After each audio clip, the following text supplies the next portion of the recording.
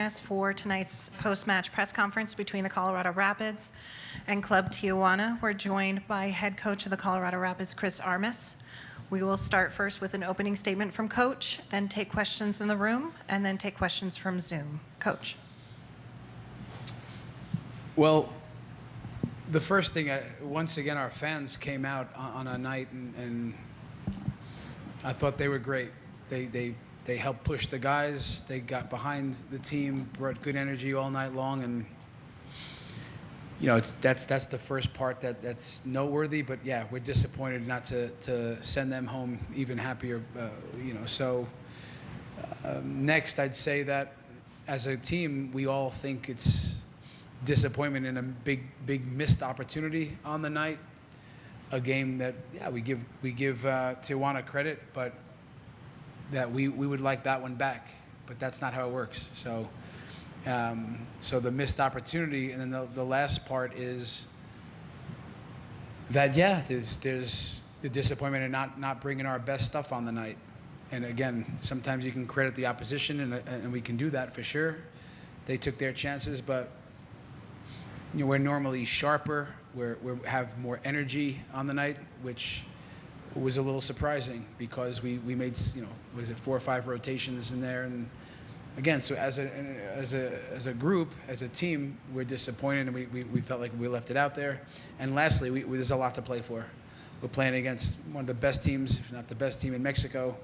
I think they won tonight. It's going to be a tough game out in LA, but we're going to get ready for that one and put ourselves in the mix. 6 points might get us through, and so we're still alive.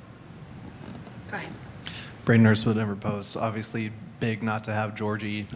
Firstly, to your knowledge, how is he doing? And secondly, what's kind of the strategy tonight with Darren and Hoffa kind of playing off each other in maybe a different way than we're used to? Yeah, first with Yappy and Hoffa, it's anytime we can play with the 2 strikers, it's always interesting. If we're playing against a team that plays in a low block, so you don't get to see the big spaces, the runs behind, so it's other ways we try to unlock. But anytime you have the 2 strikers, you can see that the pressing becomes a little more energetic, those moments to flow on, to chase the goalkeeper. And Yappy, even to the very end, I thought he had a strong night, that he was dangerous, he had a big chance at the end. So that's something we've repped before. We've gotten some good results with the 2 strikers, something positive. And Georgie's, he's just working through some personal reasons right now, and that's something he's getting through. And we're behind him, but for personal reasons, we missed him tonight. Go ahead. Coach, I almost felt like roles were kind of reversed tonight, to where it feels like there's times in the season where you don't have a lot of possession but work really well on the counter, and tonight the team had a lot of possession and kind of got burned on the counter. What was it that Tijuana was doing well that was kind of a struggle? Well, listen, the first part, if they're defending, Keith, in a 5-4-1, right, and you can almost see every time we got the ball, even on our own half, they would just drop into a low block. And this is difficult to unlock. So it requires structure, it requires patience, sharpness, tempo, overloads in the wide areas. This is a lot of little things now become important to execute to unlock the low block. We're a team that likes to search for the center and try to these little quick speed ups in the middle of the pitch, and we tried a little bit too much of that tonight, where we knew that the wide areas were the areas to attack. At halftime, we adjusted, and you can see in the second half, we had more of that 2-3-5 structure, overloads, these little three-player combinations in the wide areas, and we created more. In the end, I thought Tijuana defended well. They took care of it. They defended the box well. They blocked lots of crosses. They get all the credit to making it hard for us, and we'll learn from it. We don't always face teams like that, but in not too long, we're going to face Minnesota United twice at the end of the year. They play very, very similarly, so it'll pay some dividends. Hopefully, we'll learn from it. Hello, Coach. Kenton Heidemann from the Sports Forum. Despite the loss, there were no doubts moments for your team where you were doing well. In particular, there was a difference between half 1 and half 2. Half 1 credited with 0 shots on goal, and then that changed to 4 shots on goal in the second half.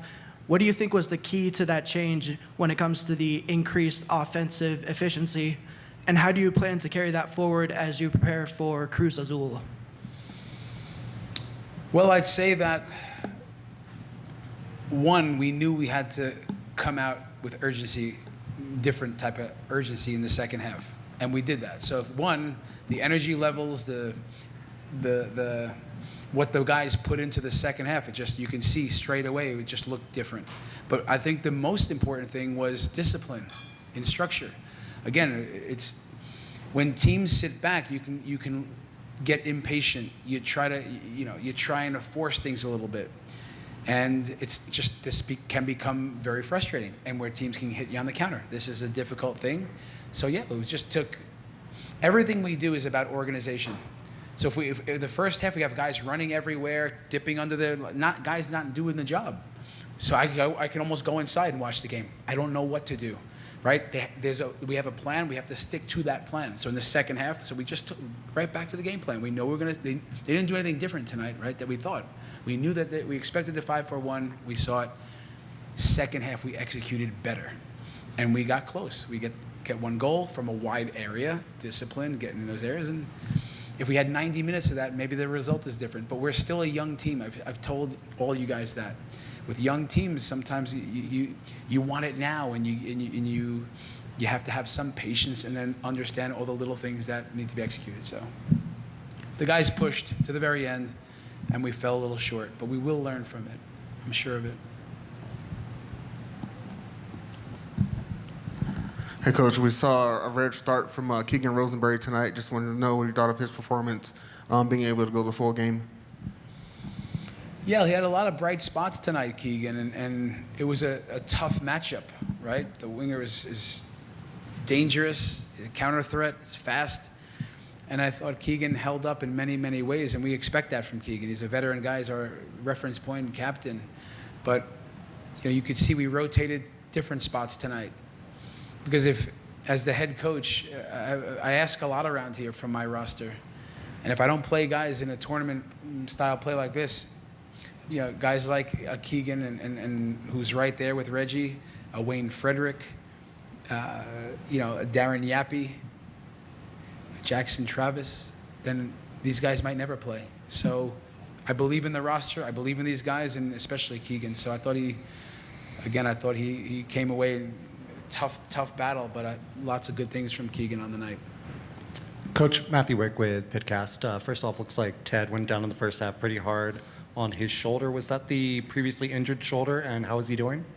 He's doing fine. It was the other shoulder so I'm not sure the extent of that. It seems okay, but it was the other one, I was told. And then second, obviously, with squad rotation, giving the younger players a chance to shine, which has boded well in this tournament for the Rapids before. Decision to maybe play Sam Vines up on the wing with Asani Wathuda on the bench. Yeah. Well, listen, if you can just learn from our experiences, and we learn from other teams' experiences, even Miami, watching them last night. 7 minutes in, Messi off the pitch, maybe a hamstring injury. On the 2 days rest, it's tricky. And we have the physical data that we know when guys are having certain spikes in their physical work, and we take the information and make decisions. So for me, it's, ironically, the plan was to put out a really energetic team, and we really didn't see that. But we try to do the right things and make decisions for the right reasons, and we'll continue to do that. Listen, again, what I've talked about, this 2-3-5 structure, we had to have width from somewhere.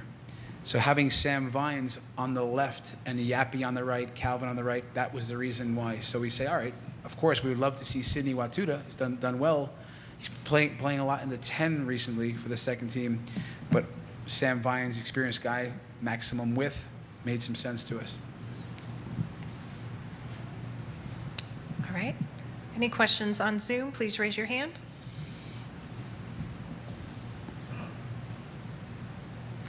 Seeing no hands raised, that concludes our press conference. Thank you, Coach. Thank you, everybody, for attending tonight's